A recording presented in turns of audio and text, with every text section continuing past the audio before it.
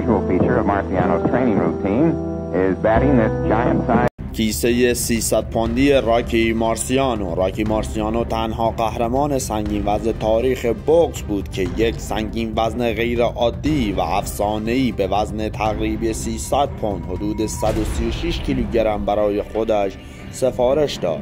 این کیسه تقریبا 3 برابر سنگین تر از کیسه های سنگین وزن معمولی باشگاه که معمولا بین 70 تا 100 پوند هستند بود و به قدری سنگین ساخته شده بود که حتی با مشت‌های وحشتناک راکی هم تقریبا تکون نمیخورد و فقط کمی تاب میخورد.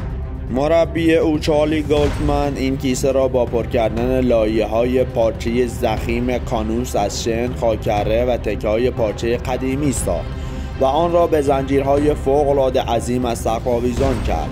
هدف اصلی این بود که راکی مجبور شود تمام وزن بدنش را پشت هر مشت بیاندازد و قدرت انفجاری شانه، کمر و پاهایش را به حداکثر برساند.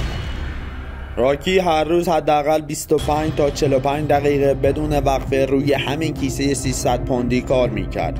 گاهی حتی تا 1 ساعت کامل. او میگفت وقتی به کیسه ای مشت میزنی که حرکت نمی کند مجبوری همه چیزت را بدهی. وقتی بعدش به کیسه معمولی یا به حریف واقعی مشت میزنی انگار داری به هوا میزنی. اینقدر سبک و سریع میشود. این کیسه 300 پوندی دقیقاً همان چیزی بود که مشت معروف سوزی کیو را خلق کرد و راکی را به مرگبارترین ضربه تاریخ سنگین وزن تبدیل کرد. بعدها مایک تایسون زیر نظر کاس داماتو دقیقاً از همین روش کیسه 300 پوندی استفاده کرد و اعتراف کرد که ایده‌اش را از راکی مارسیانو گرفته است. به زبان ساده کیسه 300 پوندی راکی مارسیانو مادر تمام کیسه های سنگین وزن تاریخ بوکس است.